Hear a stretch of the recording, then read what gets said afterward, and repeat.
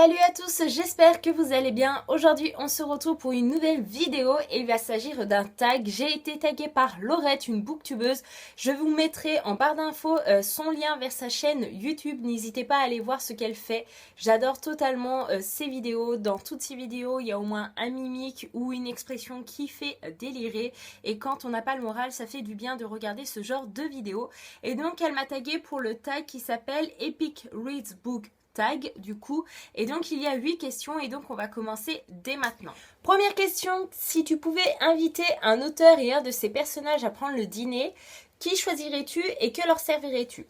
Donc j'ai réfléchi et je choisis d'inviter Shannon Messenger qui est l'auteur des Gardiens des Cités Perdues publié chez les éditions Lumen, tout simplement parce que j'adore cette saga. Il y a eu les 2 premiers tomes qui ont été publiés en français, dont le deuxième tome est ici dans ma bibliothèque et franchement les 2 premiers tomes sont vraiment des coups de cœur. Je vous conseille de lire cette saga si vous n'avez pas encore commencé. Les gens la comparent à Harry Potter. Oui et non, mais voilà, il faut la lire. Voilà, si vous n'avez pas encore commencé, faites-le, vous n'allez pas le regretter. Personnellement, pourquoi je voudrais inviter cet auteur? Tout simplement parce que je pense que j'aurai pas mal de questions à lui poser et dont je n'ai pas encore les réponses dans les 2 premiers tomes. Bon, apparemment, c'est une saga qui va en compter 4. Donc voilà, elle a encore 2 livres pour nous donner certaines réponses. Et le personnage que j'aimerais inviter avec elle, j'hésite entre 2. Pas le personnage principal qui est Sophie, tout simplement parce qu'on la voit suffisamment dans les livres et j'ai pas spécialement de questions à lui poser ni de choses à lui dire. J'hésite entre Fitz pour un peu lui remettre les points sur les i comme on pourrait dire. Ou kiffer, tout simplement parce que voilà, c'est un personnage très attachant et qui me fait rire pendant les livres. Et du coup, un repas où on peut rigoler, et ben c'est un sacré repas, c'est un repas réussi. Et qu'est-ce que je choisirais comme repas? Allez, on va dire un truc mais simple, mais super bon, des lasagnes. Allez, soyons fous. Question numéro 2. Pour quel livre voudrais-tu que l'auteur écrive un préquel? Et donc là, je ne vais pas être vraiment originale, mais j'ai choisi Hunger Games, écrit par Suzanne Collins, publié chez les éditions Pocket Jeunesse. Donc pourquoi cette saga? Parce que c'est ma saga préférée déjà avant tout, et c'est la saga qui n'a pas eu de préquel. Évidemment, le labyrinthe j'ai aimé, il y a eu un préquel, Divergente exactement pareil, et Hunger Games, et ben non, pas du tout. Voilà, c'est vraiment ma saga préférée. Quand j'ai dû faire mes adieux à l'ambiance, à l'atmosphère, à l'univers, mais aussi au personnage de Hunger Games, ça a été très dur, et je pense qu'avoir un préquel pour moi, bah ça serait génial, hein. Je pense que je pourrais aller courir en magasin, acheter le préquel pour me replonger dans toute cette atmosphère, dans tout voilà, cet univers. C'est vraiment quelque chose que j'affectionne énormément, sachant que vu la fin du tome 3, donc pour ceux qui l'ont lu, vous savez de quoi je parle. Sinon pour les autres, bah, il faut peut-être commencer à lire le tome 3 puisque le film sort en novembre 2015. Et du coup, vu la fin du tome 3, je me dis, bah ça serait quand même intéressant de voir ce qui se passe après. Voilà, c'est vraiment un univers que j'adore. Par exemple, j'ai vu la bande-annonce du film qui va sortir en novembre 2015. Et ben, je peux vous dire que pendant 1 minute 45, j'ai les frissons et je me sens mais vraiment toute bizarre et j'ai vraiment hâte de voir le film. Question numéro 3. Si tu devais choisir 2 personnages de livres différents pour former un beau couple, qui serait-il?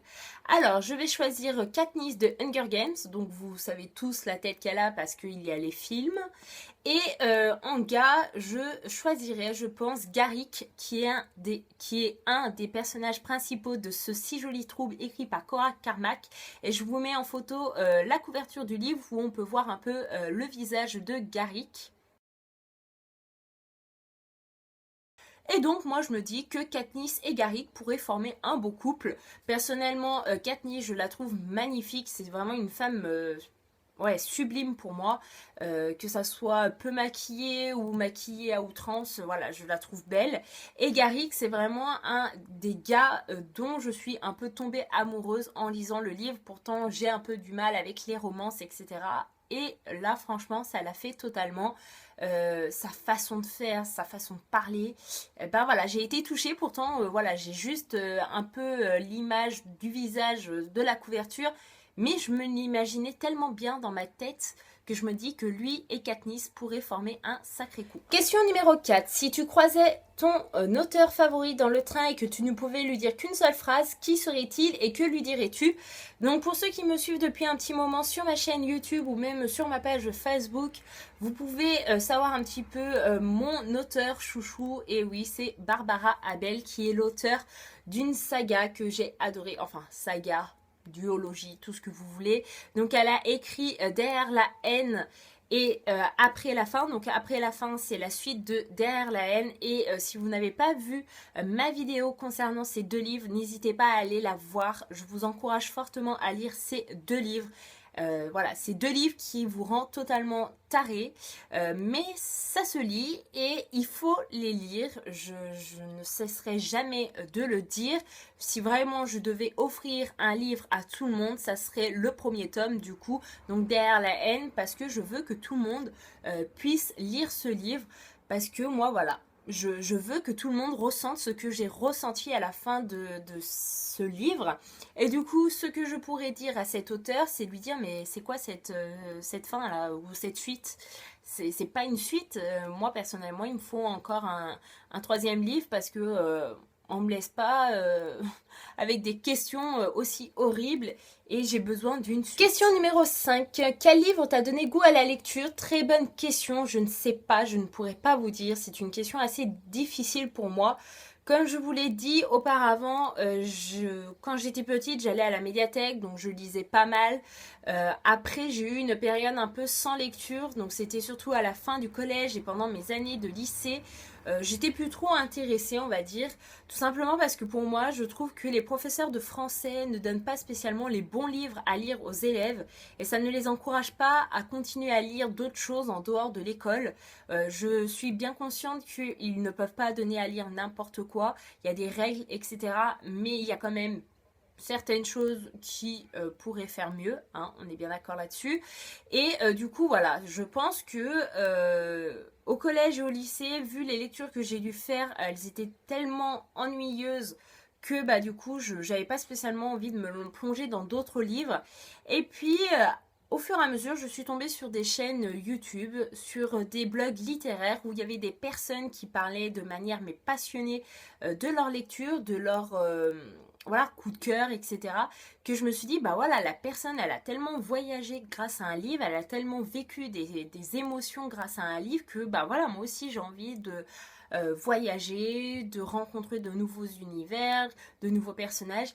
Et voilà, ça fait 4 ans que je me suis remise à la lecture et j'en suis bien contente. Question numéro 6. Ta bibliothèque est en feu. Quel livre sauverais-tu en premier? Donc déjà il faut savoir que je pense que s'il y avait le feu chez moi, avant tout, avant de sauver un livre, je pense que je sauverais les membres de ma famille et mon chat parce que voilà, c'est vraiment, mon chat c'est toute ma vie ainsi que les membres de ma famille. Si une fois que les membres de ma famille et que mon chat sont en sécurité et que oui, j'ai le temps de venir sauver un livre, je pense que je pourrais sauver les 7 tomes d'Harry Potter, du moins j'essayerai, tout simplement parce que pour ceux qui ne le savent pas déjà, attention ça va faire très mal aux oreilles la confidence que je vais vous faire, mais je n'ai pas lu les Harry Potter, donc comme vous pouvez voir derrière moi j'ai acquis les 7 tomes, ça y est, donc je vais enfin pouvoir les lire. Et franchement, bah voilà, les sauver du feu, ça sera l'occasion de les lire. Question numéro 7. Dans quel univers dystopique voudrais-tu vivre si tu devais en choisir un et pourquoi? Bah voilà, pour ceux qui ont vu le début de la vidéo, je pense que c'est évident et je vais choisir l'univers de Hunger Games. Non pas que j'ai envie de participer aux Hunger Games, parce que voilà, hein, comme je l'ai dit dans une autre vidéo, personnellement je serais amenée à participer aux Hunger Games. Je crois que je me laisserai mourir dès la première minute du jeu parce que je me vois pas survivre et me battre avec les autres, etc. parce que je crois que j'en serais incapable. Et autant aller à la facilité, non pas non plus que j'ai envie de vivre tout ce que Katniss et ses amis vivent parce que voilà c'est assez horrible, mais voilà c'est ma saga préférée et c'est vraiment l'univers dans lequel j'aimerais voyager. Hein, je tiens à préciser, guillemets. Et surtout, pour une chose, c'est pour rencontrer le fameux Pita. Oui, parce que je fais partie de la team Pita. D'ailleurs, Treki, si tu passes par ici, je te salue. Et tout simplement pour lui dire que je l'adore, qu'il doit continuer à être comme ça. Et voilà, oui, c'est Pita, quoi. Et aussi pour mettre un coup de pied aux fesses à Gale, parce qu'il m'insupporte et je ne l'aime pas. Dernière question. Quelle est ta lecture la plus épique? Et donc j'ai choisi Nos étoiles contraires de John Green. Donc je ne peux pas vous présenter le livre papier, tout simplement parce que je l'ai prêté à mon grand frère. D'ailleurs, il va falloir qu'il me le rende parce que ça fait un petit moment. Et donc c'était vraiment un livre qui faisait parler de lui à l'époque, enfin l'année dernière surtout. Et j'étais un petit peu en retard, moi. Ah bon, Nos étoiles contraires? Ah bah je sais pas, je l'ai pas encore lu, je l'ai pas encore acheté ni rien. Et puis bon, je me suis dit, oh cocotte, il va falloir que tu le lises parce qu'il sort au mois d'août au cinéma, il me semble, en août 2014. Et donc, je l'ai lu en juillet 2014 pour aller voir le film justement le mois d'après. Et voilà, je ne suis pas restée insensible à ce que Hazel et Augustus peuvent vivre. Voilà, c'est vraiment un roman qui m'a touchée, qui m'a bouleversée. Voilà, l'écriture de John Green fait que la lecture est très fluide, elle est très addictive aussi et on dévore les pages sans s'en rendre compte. Et puis voilà, on s'attache énormément aux personnages, ce qui rend l'histoire encore plus touchante. Sans oublier que voilà, il y a le film qui fait qu'on s'accroche encore plus et on met des visages sur les prénoms, sur les personnages. Et voilà, moi j'ai adoré, j'ai été touchée par les acteurs, j'ai été touchée par tout ce qui s'est passé autour. Et c'est vraiment un film que je conseille si vous ne l'avez pas vu, ou un livre que je conseille si vous ne l'avez pas lu, mais faites au moins un des deux, soit lisez le livre, soit allez regardez le film, hein, je vais réussir à dire ce que j'ai envie de dire, mais faites au moins un des deux parce que voilà, c'est une histoire très bouleversante, très poignante, très touchante. Et je pense que voilà, tout le monde devrait au moins lire le livre ou au moins voir le film. Parce que voilà, on peut pas rester insensible à certaines histoires comme celle-là. Et voilà, bon, je vais m'arrêter là parce que sinon je peux en parler pendant une demi-heure. Et voilà, ce tag est enfin terminé. J'espère qu'il n'aura pas été trop long pour vous et qu'il vous a plu. J'ai décidé de taguer quelques personnes parce que je suis curieuse de voir ce qu'ils pourraient répondre à ces questions. Donc j'ai décidé de taguer Pauline de la chaîne Patatras, Cassandra de la chaîne Croque les mots, Kevin de la chaîne Mister Kev, Kevin de la chaîne Treki, Hélène de la chaîne Titelf et Nine de la chaîne Les Lectures de Nine. Il me semble que c'est tout. Et oui, c'est tout. Et donc, je vous dis à bientôt pour une prochaine vidéo. Bye bye.